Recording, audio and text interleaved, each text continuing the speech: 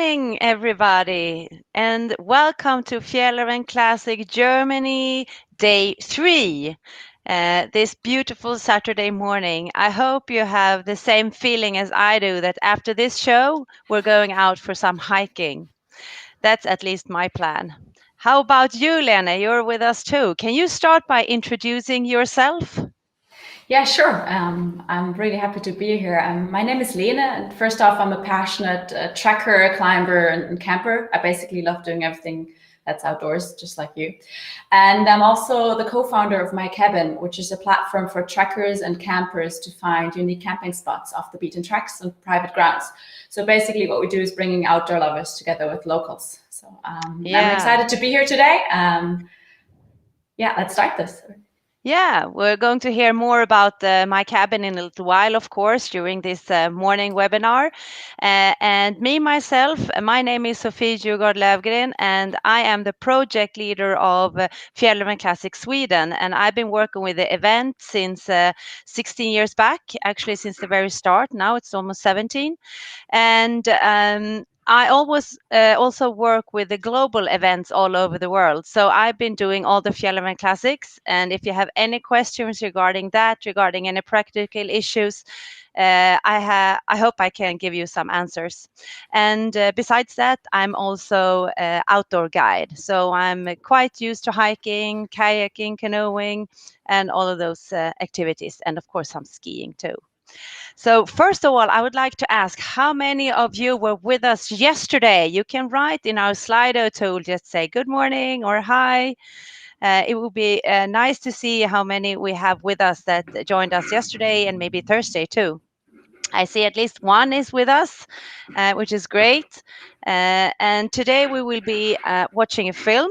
And during that film, you have a possibility to ask questions on our Slido tool. You just use the QR code or the link and write in your questions. And as much as possible during this film, we're going to answer the questions. And in a little while, we will probably also have one other host or guest with us today, and that's Alfred Becker, who is popping in during this morning. And here I think he is coming in. So, Alfred, can you introduce yourself? Yeah, good morning, everyone. Sorry I'm late. I stuck in the internet. I don't know what happened. We had some great days yesterday and the day before. My name is Alfred. I'm the local organizer of the Fjällräven Classic in Germany. I will help you to get through this funny and exciting 3 days in Germany in the Allgäu. Yeah, that's me. I hope I will stay on the next 60 minutes. Yeah, let's hope so. Otherwise, we just wait for you coming back. Yeah. Okay, so as you hear, we have a theme today, and today's theme is long distance trekking and camping, and with a little bit of a focus on Germany and south of Germany, which is Lena's special area. Okay, so let's start with one photo today. Is a photo of the night camp number 2, which is a beautiful spot. It's an area with lots of, that's actually the night camp from the first night that you see now with the pitch tents, and that's night camp number 2. And that's where we start this morning. So with this view, we're turning it to our back, and we're heading uphill a little bit. And let's see the movie and look at Fjällräven Classic Germany day 3.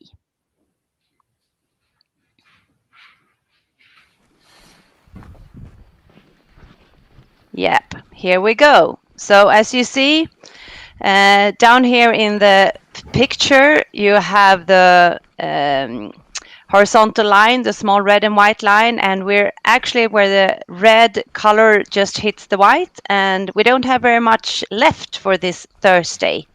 But it's a beautiful day, and we're walking a little bit uphill and then up to a beautiful ridge where we have a fantastic view.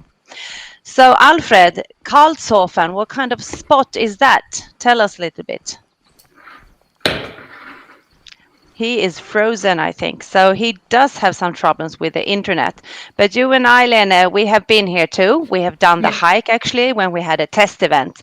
Do you want to tell a little bit about this area and your feelings when you had that night camp and in the morning there? Yeah, in general, I think what I remember is that everyone's really excited in the morning to start the last day. Everyone's also really excited to finish the hike today. I mean, it's the last day. What you have this on the night camp. You have this beautiful view towards the Alps. You have those foresty areas, and then you see the mountain ridge in the backyard at the back of the picture. So that's really nice. And then you start hiking on this, quite wide roads in the beginning. You see it in the picture right now. You start hiking on this wide road, but you get on more small paths later, like some single trails basically.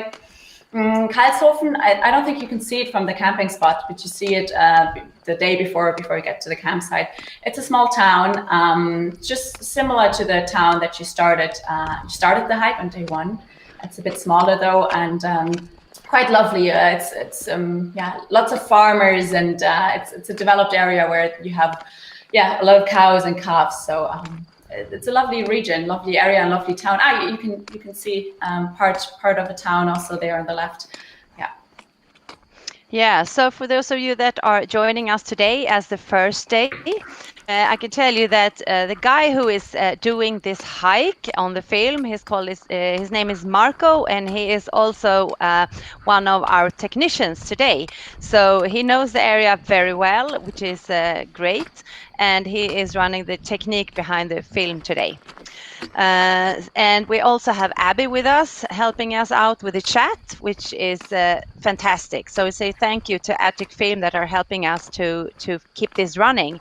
And since it's the third day, we think that we know how it works out, but we look forward to answering your questions. So if you have any questions, so just write in the Slido tool, and we will start answering just straight away.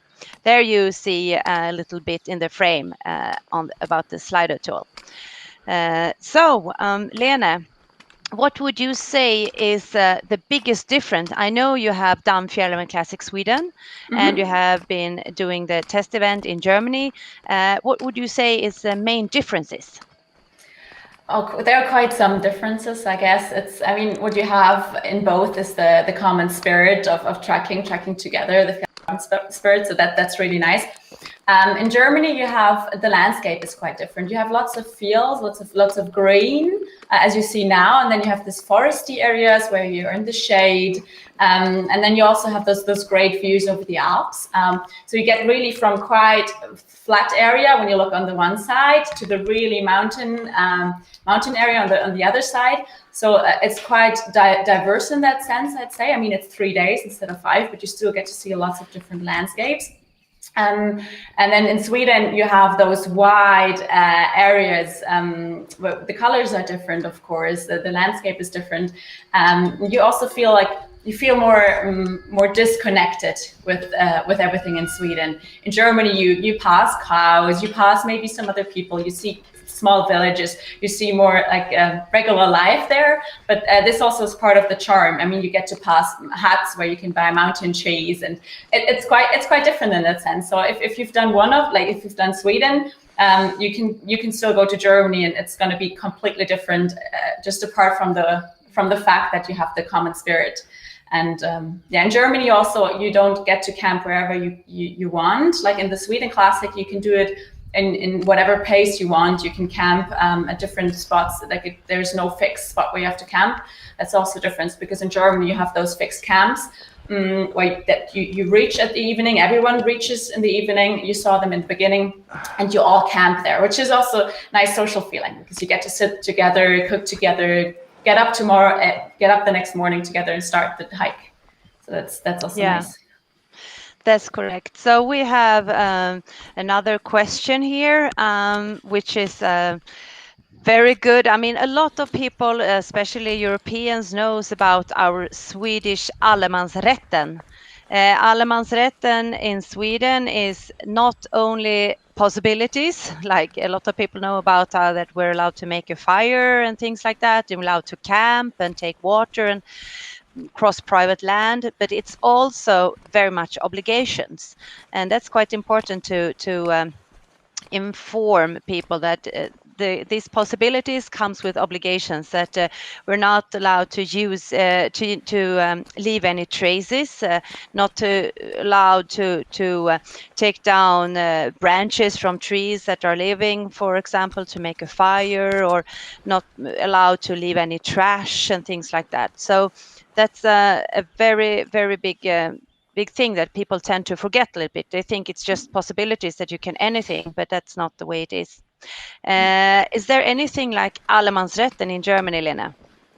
Yeah, so in general, you can say that in Germany or in the German-speaking regions, also you don't have the right to roam. So you don't have the right as an individual to pass private lands, to sleep on private lands. So there's nothing like that. In fact, it's mostly illegal to wild camp, to just camp wherever you want. It's not allowed. So basically, that's why we founded a platform on which landowners who would like to welcome trekkers or bikepackers, like people who want to travel by tent or campers, they can welcome them on their private ground. So you can say, hey, I have a hay shed where people can sleep, or I have that, I don't know, that field where the cows are not at the moment, and people can sleep on them there. People can pitch their tent. I'm cool with it. I'd love to share hospitality. I'd love to share maybe also some eggs in the morning or some milk. So you have this platform where people can come together. This is why we founded My Cabin, to get an alternative to illegal wild camping, as it's, as I said, not allowed in Germany or the German-speaking region. Yeah. So basically, the answer on this question, is there anything like Allemansrätten in Germany? No. The answer is no. There is nothing similar, but other alternatives are popping up so that you can still camp in the wild. So Alfred is back, and perfect. So, Alfred, can you tell us a little bit about where they are right now? Because they're actually on this high ridge. How high is it, and what was the altitude of the start, day 3? So sorry, I stuck in the system, and by now I changed the whole equipment. So I hopefully will stay tuned during the last 45 minutes. So our trekker Marco, he started at the altitude of 840 meters above the sea line at the area, the camp second day area in the village of Karlshofen. And our highest point this morning will be 1,250 meters. He will reach in a few minutes. And right now he is walking on green meadows on a small path. On the left side, on the right side, he will see some cows and calves. And the whole trek this morning is 17.5 kilometers to the finish line. I think actually we have a photo when they pass some cows, which is, I mean, for all are hiking in Germany and Austria, it's very common. But for me, that are Swedish, it's not super common to hike through meadows with cows. It's very idyllic and authentic. That's a typical picture of hiking in the Alps. So this is what it can look like. And sometimes it's also gates that you actually go through the meadows with the cows, and they have their big bells on. It's really nice. Okay, back to the film. And we have one question here from Alex to Lene. How do landowners sign up to the platform, and what is it called, Lene? Thank you for the question, Alex. Basically, the platform is called My Cabin, and you can sign up online quite easily. So you just upload a picture and say what there is. I mean, if maybe you have running water, maybe you don't. You state it online, and then everyone else, outdoor lovers, can see it and book it online. So it's quite easy. Just look for My Cabin online, and you'll find it. Perfect. Let's hope that Alex has a good spot maybe to maybe to offer to Outdoor Lovers. That would be great. Yeah. Okay, we have another question here. What other wildlife can we expect to meet on the trail besides cows? Because that you know by now. Alfred, you know since you're local, what kind of animal Yeah. life do we see? So in the area we walk the last 3 days, we will see deers. We will have some mammoths if we are really quiet on the track. And on the first day, there are some areas you can watch Capricorns. So maybe if you want to, you can bring your binoculars and stay on a quiet spot and take your binocular and check the mountains. Maybe you can see some. Yeah, great, perfect. So that's good advice for those of you interested. Bring a binocular and stay a little bit awake. And a good thing is normally if you want to especially watch birds is to be early up in the morning, because that's when they're mostly active normally. Okay, so we have another question to you and me, Alfred. Which day of the trek in Germany is the hardest day? I don't know. What would you say? For sure, the first day is the hardest day. You have to walk 1,000 meters uphill and 800 meters in a downhill. And what you see on the video right now, you have a lot of roots on the bottom. So you have to take care when you're walking. Marco is using, our tracker Marco is using poles. I think it's necessary to use them. But when you get the finish line on the first day, you will be very happy. You get it, and the second and the third day will be much more easier. Yeah, I kind of agree. The first day is the toughest. When you look at altitude, for example, like you go up and quite a lot of height meters up and then down again, which is quite tough, and the stretch is quite long. But I know also that when I hiked it, the second day was also quite tough because it's a little bit less trails and more roads, which is quite hard on the feet. So I mean, it's a little bit depending on what you're used to. There was also a beautiful day. All of the days are fantastic, but they have a little bit. Each day is a little bit different, actually. So we have another nice question here from Annika. How did you film the Classic Germany and live stream it in 2020? Yeah, so what we did was that Marco, that is the hiker on this film, he went out and actually hiked with a camera on him on the chest. And it's the same film as we're using today, but we have edited it a little bit to a shorter version, and we live streamed it at Fjällräven Classic website, and it was running, so you could just pop in and out during 3 days to watch it. It's called Fjällräven Classic TV. And I think they're actually still up there to watch if you want to.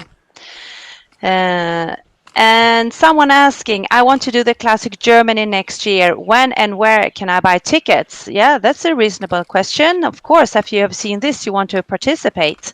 I'm happy for that. And hopefully we will start selling tickets in January. That's normally our plan. A non-COVID year is to start selling our tickets in the beginning of the year somewhere. Just stay tuned. You can register for our newsletter, of course, and you can join our official Fjällräven Classic Facebook page, where we also announce things like that and other things. So if you don't want to wait until you can hike in Germany next time, you can actually purchase tickets for Sweden this year, because the Swedish Fjällräven Classic will be held in August with starting days 13th to 15th of August. So you can join us there if you want to. It's still open and tickets are for sale. So I will definitely be there. Just come and join us. And if you want to get excited for next year's Germany, I just got a message from back end that the classic TVs, like the entire films, are on YouTube. There's a playlist, so you can check that out on YouTube and watch. Maybe in the office as on a second screen or anything. Just enjoy some nature feeling. Yeah, exactly. Get excited. Good idea, Lena. You can find it on the Fjällräven playlist. So what is the temperature, Alfred? I think this question is very common, and we talked about it Thursday too. Here it's sunny in this film, this third day. Tell us about the temperatures. Yeah, that's a very difficult question. This morning we have 12 degrees Celsius, and in the afternoon we're waiting for 22 degrees Celsius, but it's very different. So on a rainy day or on a cloudy day, we only have 5 or 10 degrees during the day. And make sure that you have enough warm clothes with you because the nights and the evening are getting cold. On a beginning of June time, we can have cold nights under 0 degrees Celsius. So make sure you have enough warm clothes with you. Yeah, definitely. So Marco now he's and the different in our areas as higher you trek and you climb, as colder the weather is. So we say each 100 meters you go uphill, the temperature will go down 1 Celsius. So as higher you will go, in the valley it's warm, and on the top of the summit it's cold and it's windy. Yeah, that's typical weather in the mountain area. It changes a lot. You always have to be prepared for everything, and that it's a bit chillier up on the mountain, and also a little bit slightly more wind normally, a little bit higher up. So we have another question here. This is a more of an equipment question, but I think we can answer it. It's how long should I make the hiking poles? Is there an ideal length? I normally don't use hiking poles because I want to train my balance and be quick on my feet. But I do use hiking poles if it's very rocky, for example, and if I go steep downhill, because then it feels good to have the support. So it's very, very individual. But one thing is that don't make them too long, because then it gets heavy on the shoulders. Then you have to, because you have the backpack also. So prefer to have them maybe a little bit shorter, but still so that you can move them in an easy way. So there's not really an ideal length. But I mean, when you ski, you say that your elbow should be 90 degrees, but the poles for hiking just comfortable. And another thing is, like with all equipment, you can change during the day. If you feel that now I want to have a little bit longer and take longer strides, so make them 5 centimeters longer. And then if it's a tricky part that you want shorter poles, then make them a little bit shorter. You can always adjust the equipment. Now you see a fantastic view at the film. That's a really beautiful view spot where there are benches to sit down and have a good break. You see he's filling up his water. Exactly. Take some water. Remember to drink. I think it's one of... Yeah, Alfred. I think it's one of... Sorry, Lena. Alfred, tell us about the spot. Yeah, this is a very famous spot. It's called Thalerhöhe, and it's close to the highest point of the trekking day. And on this spot, you can see the finish line. You saw the Lake Alpsee on the left side. Marco is changing right now. But on this lake, you will hit the finish line at the end of the day. Yeah. And when you turn on the other side, you can see the mountains of Switzerland with very, very high summits. So, Lena, what did you want to say? I just want to say I think it's one of the best views on day 3 and in general, because you have this variety of lake, of mountain ridges, of fields and green and grass on the left side. It's beautiful. It's lovely. Yeah. So Marco, Yeah. We'll get some messages in the chat also that they like the view, beautiful, and yeah, nice. So we have another question here. What would you say is good training for the Classic Germany for camping overnight? I'll start with the first one. What would you say is good training for the Fjällräven Classic Germany? So for all kinds of trekking, good training is to walk a lot.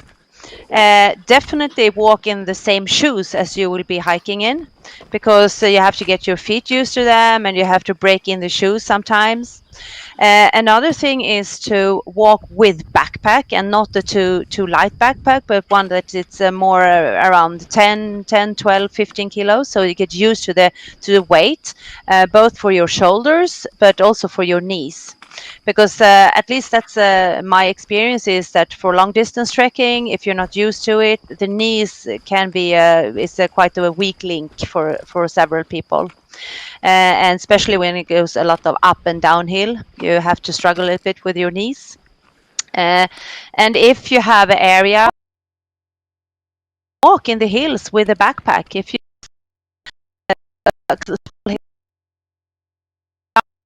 get the strength, and if you have to travel a little bit, then go over the day or over 2 days and do some hikes so you get used to it. And regarding the second question, how would you say is good training for camping overnight? Lena, what would you say?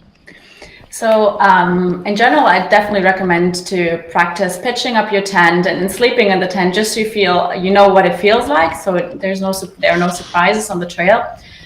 Maybe if you don't have the opportunity to wild camp anywhere near where you live, or there's no campsites open, you can always just camp in your garden. Or if you don't have a garden, you probably know someone who has a garden. Just practice it. I mean, it can be a lovely micro adventure for the weekend, or even just during the week for one night. Camp outdoors, and also camp outside when it's raining. Try or practice pitching the tent when it's raining, and make sure that you know how everything works. I mean, it's not too complex. I mean, first day we saw a video how to pitch a tent. I think you can still find it on YouTube.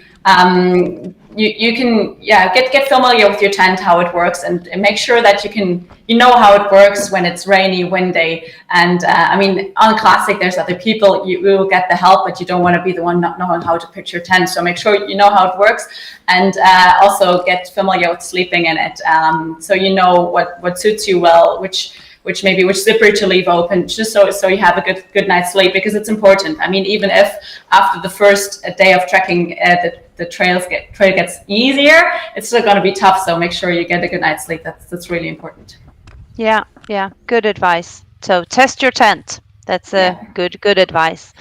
We have a question here for Alfred from Philip. Are there a lot of people around this trek, or is it pretty empty and lonely? Yeah, we were searching for really empty and lonely tracks. We don't hit the main passes. When we get close to any mountain huts, you will meet some other people. But when we are on the track during the day, you will walk alone. Yeah, you're always on the top line of the mountains. You can take great views to the left side and to the right side, and you will meet not many people. You see our tracker Marco. He's walking alone. Nobody he is coming across, and he's alone with the nature.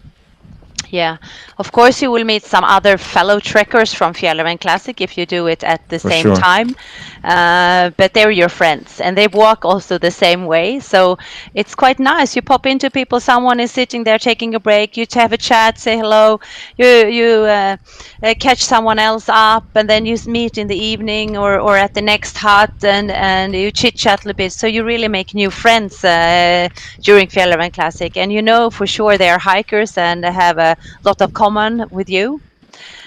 So we actually have a completely different question here that really not regards the hike, but I can answer you anyway. Stefan, what happens with the classic Fjällräven Classic Germany tickets from 2020? So everybody that were signed up got the refund, or they got some different choices. But if you have any questions regarding that, you can always send us an email and you will receive an answer. But that was mainly got the refund was mainly what the most people choose. Another question: can I bring my dog? Alfred, what do you say about that? Yeah, you can bring your dog, but you have to make sure that you have your dog always on a dog leash, because the whole 3 days are inside a national park, and it's not allowed to let the dog run around without a leash. So if you want to, you can bring your dog, but you have to make sure that your dog is good proofed as you are. Yeah, that's a very good advice. It's the same in all our Fjällräven Classics, that if you bring a dog, if it's allowed, then you have to have it on leash. So that's definitely a good answer. And I mean, there's a lot of wildlife around, so it's good to show some respect and try if you don't trust your dog, especially. And remember, please, you see Marco is opening a lot of fences. It's a high developed farmers area. We have cows on each meadow, and we have young calves on each meadow. So take care of your dog if you bring your dog with you. Yeah. So very, very soon, Marco is hitting a checkpoint, and on Fjällräven Classic, all the events, we have checkpoints, and the purpose with the checkpoints are actually mainly to know that you are on the right track, so that you pass it, but also to help you out if you have any problems with sore feet or anything like that. So our checkpoints are spread out during the whole trek. In Sweden, we have several different checkpoints, and they're actually open 24/7 during the event. So they're open nighttime too, because it's quite bright. So some people want to hike late. In all the other events, they're open daytime. And I think we actually have a photo of the checkpoint that he's shortly coming to. Yes, here it is. What do we see, Alfred? Yeah, this point is called Alpsee-View, and it's the second checkpoint on the third day. The different in Germany is because of the really hard days. We have 2 checkpoints each day, and this is the last checkpoint before the finish line. It gives you a great view to the lake Alpsee and the high mountains on the of the Allgäu in the back. And on the checkpoints, we can serve you with anything you need. There's fresh water. We have first aid if you need something. And don't be afraid. We have a second guide on the last hikers of the day, so you won't get lost. We close the checkpoints when the latest hiker is passing this checkpoint. So we don't close the checkpoint at 4 o'clock and keep you lost. It's not afraid. So take your time, enjoy the area. We take care of you. Yeah, perfect. So back to the film. We have another question here. Are the camping spots always the same, or are they changing every year? So that actually depends on which event you join. In Sweden, you pick your own tent spots to where to pitch the tents. So there you can always change. And then for the other events, it depends a little bit because, like in the US, we have changed the stretch almost every year with some different alternatives. So there it's been very different. But so far in Germany, the plan has been with the same tent spots, right, Alfred? Yeah, so we have special permits with the government because it's not allowed to camp wherever you want. So it depends on the length and of the altitude of the track. So it's we have not many chances to change the campsites.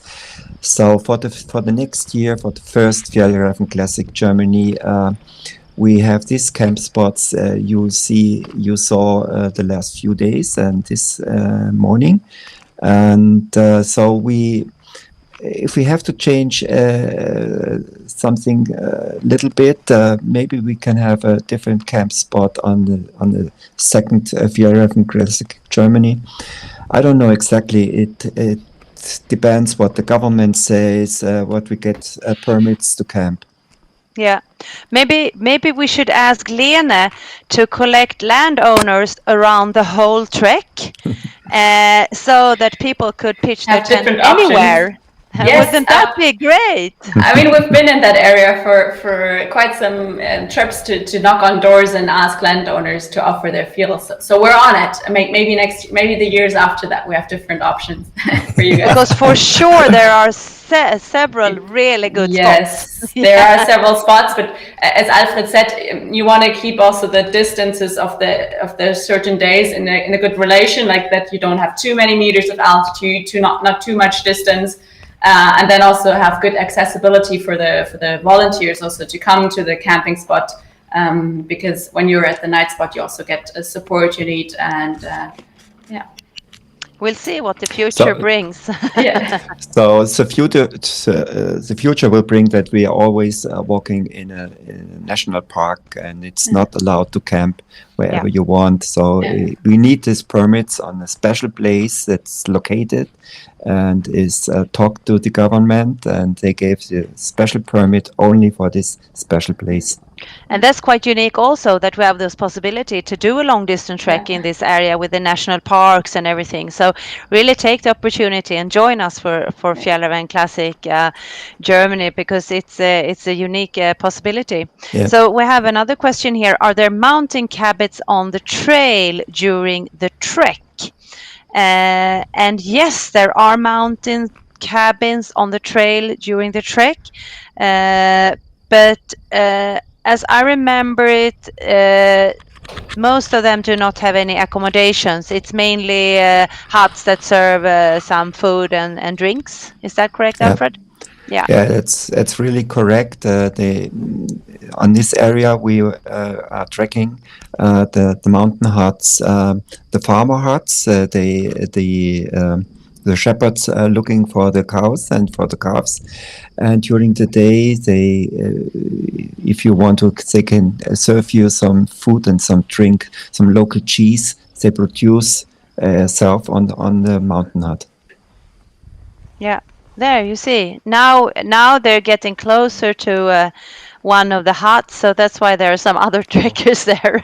Yeah, on the film. I know that last part, it was 2 huts that we passed actually. That was really nice on the way down, close to this viewpoint where we had the checkpoint. Right now in the back of Marco there's a very, very famous mountain hut. It's called Pfarralbe, and they produce their own cheese, and they sell the cheese to the trekkers if they want, and they can give you some drink and some food. And the next few kilometers, Marco will hit another mountain hut with a very, very bright view over the Lake Apsey. Yeah. It's like you said. I think when we were talking, Lena, earlier, that it's a very nice with the Fjällräven Classic Germany, especially the stretch. Here we have a farmer out working a little bit also. Is that when you come the last day, you actually see basically the whole stretch that you've been walking, because you walk up on the ridge the first day, follow ridge, go down in the valley, crossing the valley basically day 2, and then you go up on the second ridge, following a main ridge, and then down to the finish. So that makes it a little bit special when you stand there the last day and you see that, oh, there we were, and there we were. You were looking at the whole stretch. So basically, you're walking around Alpsee, but with some extensions. Yeah. Okay, we have a question here about Dasen, stinging flies. I know in Austria there were some kind of stinging flies. Are those in Germany at the Classic too? We have the Classic Germany at the beginning of June, and it's too early for this. So they come later on? No. Yeah. No, they come later in the summer. And not on this altitude. We are in the mountains. It's cold in the night. We don't have how you say it in English. I don't know it exactly. Moor and water. So these flies are not coming. Okay, good. Not as in Sweden, because here we have started to get some. It's different. Yeah, it's really different already. Yeah. It depends a little bit on how moist it is and things like that. Also, the weather in the springtime and so on. But yeah, the mosquitoes normally turn up. No doubt about that. Okay, so another question here, Lene. When should you count on getting to your camp spot? How much time should you plan on to have a comfortable evening? I mean, that really depends on your preferences and also how long it takes you to make dinner and pitch the tent and everything, get ready, how much time you want to also have left over. But like in Germany also, the evenings are quite long in June, so you have enough time, so don't rush yourself during the day. If you know how to pitch your tent and you practiced all of this, then don't worry, you'll manage in the evening to get everything done. And take your time during the day. Yeah, that's a good advice. And especially in summertime, it doesn't get dark so early, so you do have quite a lot of time. Yeah, a good headlamp is good to bring though, because then you're prepared if you still have some things to fix while it's getting dark. Okay. So we have a question, I think that might be for me. Is there a maximum capacity of tickets available for Germany or Sweden? Yes, we always have a maximum, mainly because of what we are allowed, how many trekkers that we have.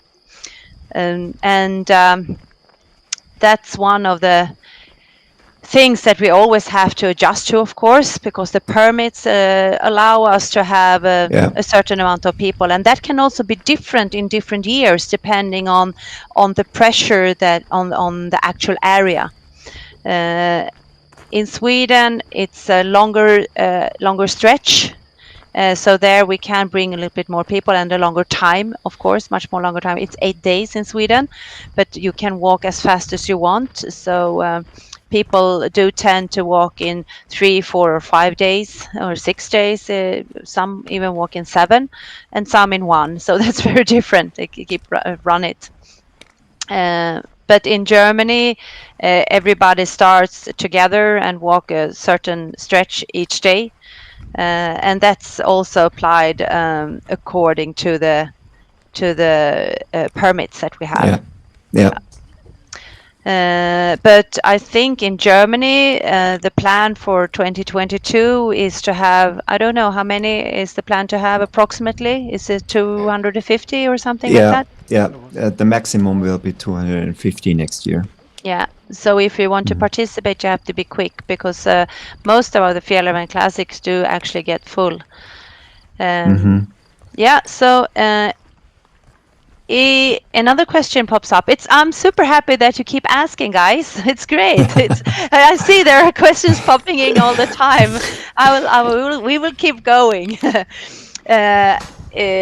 Is there some kind of support during the trek? Is there support during the trek? Okay, so we have volunteers on every checkpoint that help you out with feet and blisters, and if you have other questions that you need to ask. We have also volunteers and staff at the night camps every evening, at the start and at the finish, of course. And we also have minimum one person walking as the last one, as a sweeper, to see that no one is left or anything. Yeah. But most of the times you also have like guides or hosts that are hiking within the group to help you out if there are any troubles or if you have any questions and things like that. So it's very, very.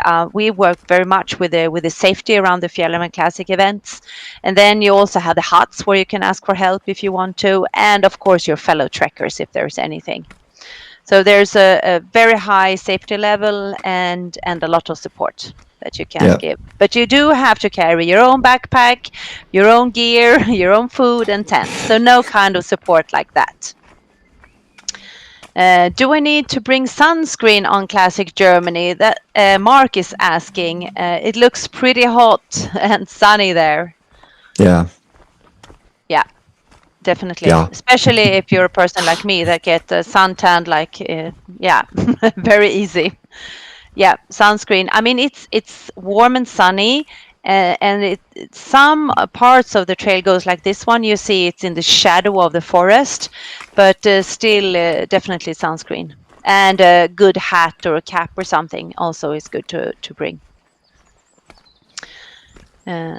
Alfred is, someone is asking what happens at the finish line, but we can answer that in a little while because I know we have a photo of what it looks like at the finish line at least.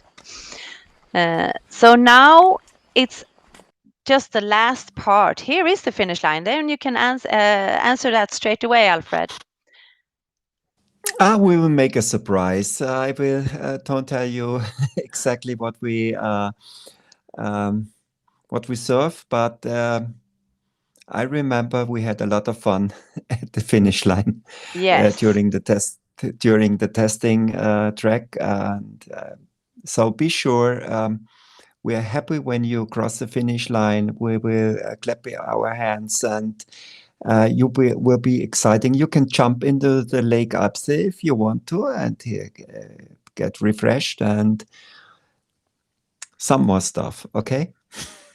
Yeah. Okay.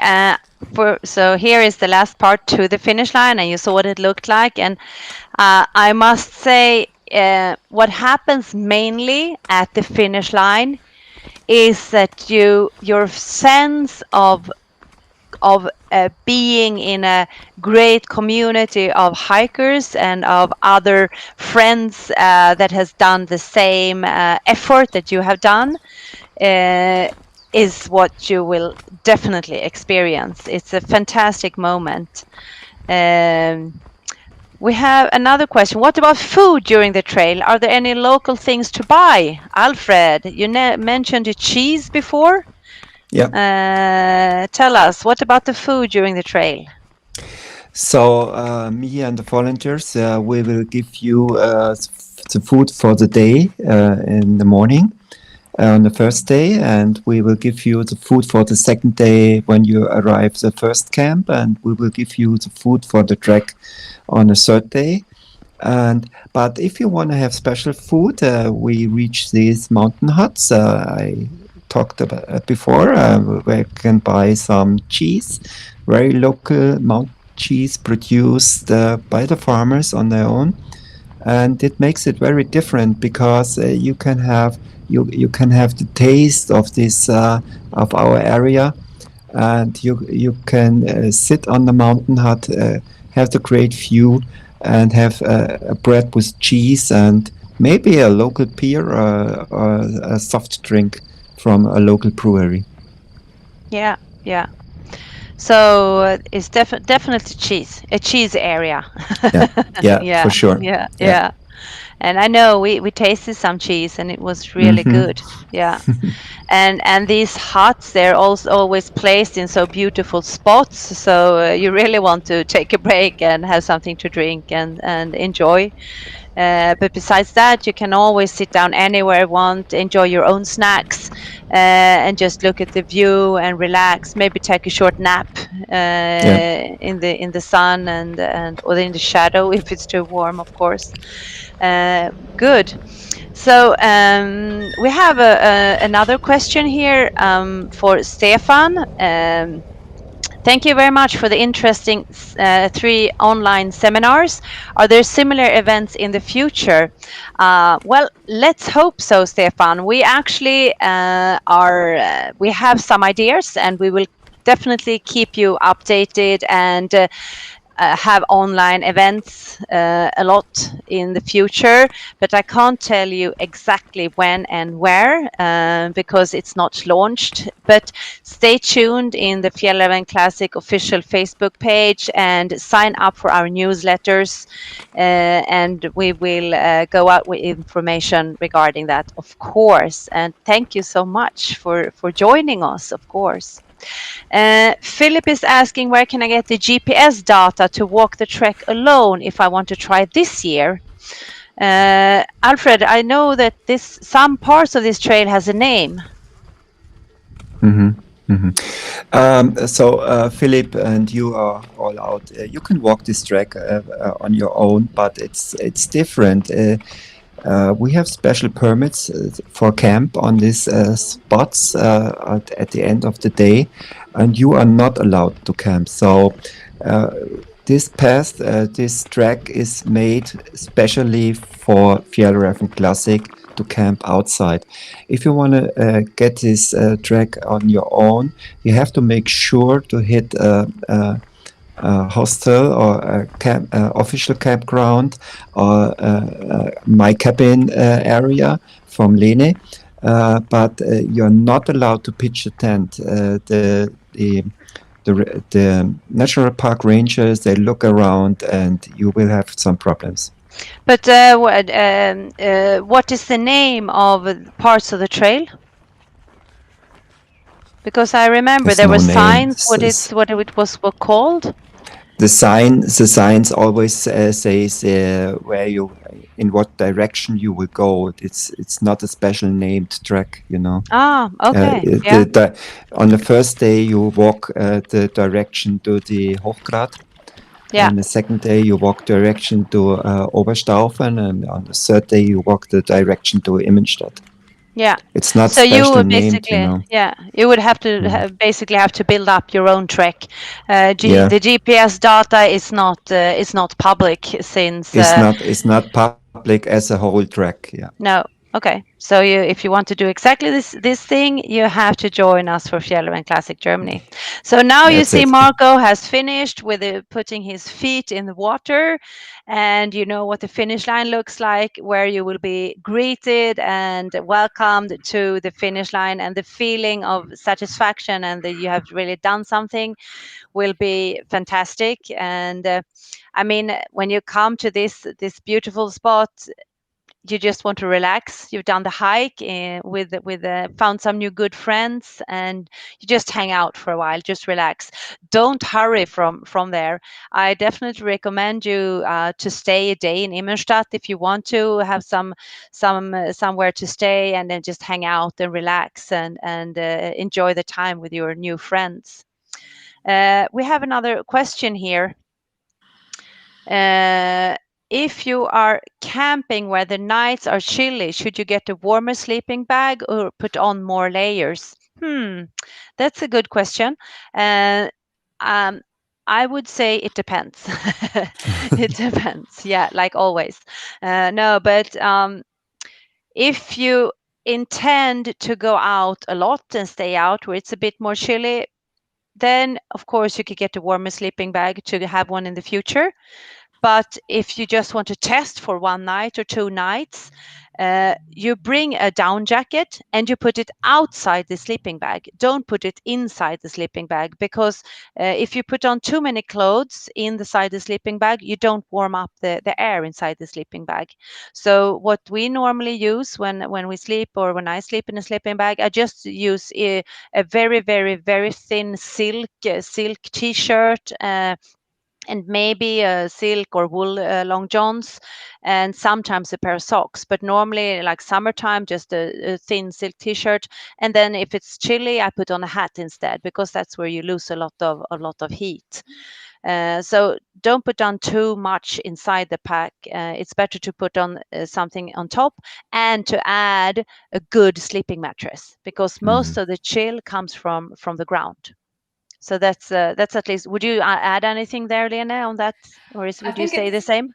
I think it's good to have a flexible setup. Like if you get a really, really warm sleeping bag and then that's the only thing you have, it's quite heavy and you don't have any really ways to adjust. And that's also what you said before with the trekking pole. It's always important to be able to adjust, to be able to put the down jacket on the outside, to wear wool base layers or anything else.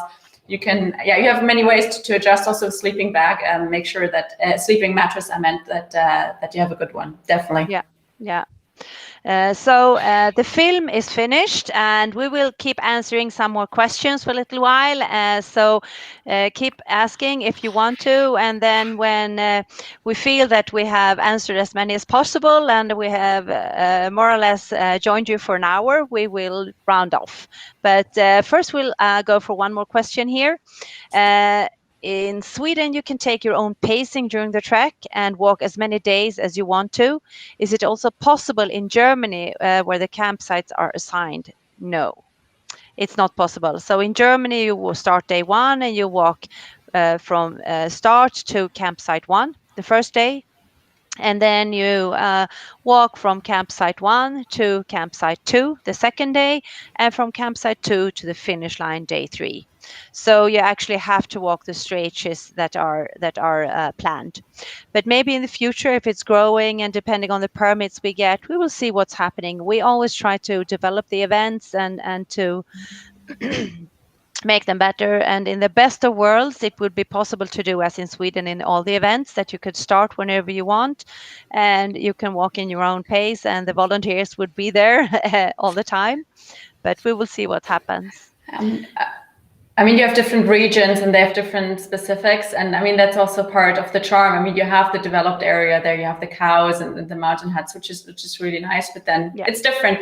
But you can still walk your own pace during the day in terms of how fast you work, how many breaks you take. Like the days are long. That's something we can promise. We don't know about the weather, but the days are long in June. And you can still, if you're a slower hiker, then just make sure you have enough time during the day, and then you'll manage as well. Like it's not undoable at all to do it in the stretch of the first day and the first day. Just need to adjust. Yeah. So here, this is someone asking about surprises. I did the classic in Sweden in 2017. And there we did get some surprises at different checkpoints along the trail. Will it be the same in Germany? Let's just say, Alfred, we shouldn't say too much. So if it was surprises, let's keep it as a surprise. And you just have to come and see if something turns up. You never know. We'll see what happens. Can we make campfires at the spots in Germany? Alfred, is it possible to make a Definitely not. Please No. don't make any campfires. It's not allowed. I remember I said we are in a national park area and it's not allowed to light any campfires. Please. Yeah. So no campfires. And actually in Sweden, it's very rare that you can make campfires. We normally don't do campfires out on the mountain because there are no firewood. It's just small bushes. So if you would make a campfire in the mountain, in the fjell area, as we say, above the tree line, you would have to bring your wood. So we normally don't do very much fires up above the tree line either, actually, and especially not when it's dry, because then it can be a fire ban. What you have to know, we have a special permit that you can use your cookers. Okay, that's what the government said. That is allowed inside the camp area on the place. On the special places where a bench is on the track, you can cook your water. You can boil your water with your cooker, but make it safe that the meadow is not burned. Yeah. So I'll go for 2 more questions, and after that we'll finish for today. Some of you are writing, thank you so much for joining us the last 3 days and so on, and that you're sad that the Fjällräven Classic is not running this year, but the Swedish is. So remember to join us for the Swedish Fjällräven Classic. You can still purchase the tickets. So we have these 2 last questions. Is it better to choose a camping spot in the forest covered by trees or somewhere in an open field? Lene, what would you say? I mean, it really depends on your preferences and on the field or the forest that you're in. I mean, forest can be quite tough to find a good spot because of roots and trees that are close together. I mean, if you don't have a hammock, I'm assuming.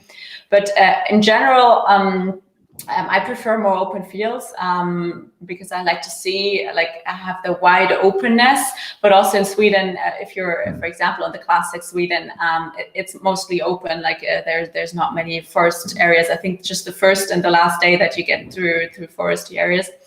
It really depends. There's some general things you need to pay attention to, of course, that where you pitch your tent, you don't ruin any wildlife underneath, that you leave no trace, of course, that you are not too far away from water sources, but also not like right in it or super close. There's different things to pay attention to, and otherwise it's just a lot of preferences. What you prefer, it has upsides and downsides, both parts. I mean, what do you say, Sophie? Yeah, I totally agree. I mean, it depends on where you are, what kind of weather it is. I mean, if it's windy and stormy, you might want the support or the protection from the trees. But one thing that I try to look for is where the sun goes up in the morning, because especially summertime, it tends to be super warm in the tent in the morning. So it's good to have some shade, a morning shade. That's one thing that I try to look for. And then our last question here.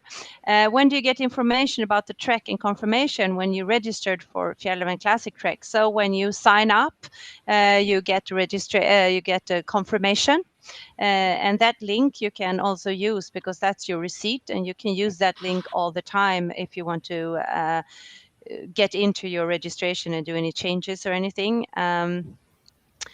And then we are sending out some newsletters and so on. So if you haven't heard anything, it might depend on that you maybe have put in a email address that might not be correct or something like that. Then you should definitely send us an email and we can start checking that. Okay, thank you guys for joining. Today is Saturday, it's 11 o'clock, and I hope you have a great day outside. Bring your backpack, your thermos bottle, and a good sandwich for your hike today. That's what we are doing. And I hope to see you at Fjällräven Classic anywhere in the world. I'm super happy that you joined us. Thank you so much for joining Fjällräven Classic Germany. And thank you to Lene and to Alfred. Also great to meet you guys again. So bye-bye for this time. Keep hiking. Thank you for listening. It was great to be here. Bye. Thank you. Bye. See you next year or during the year in Allgäu. Bye-bye.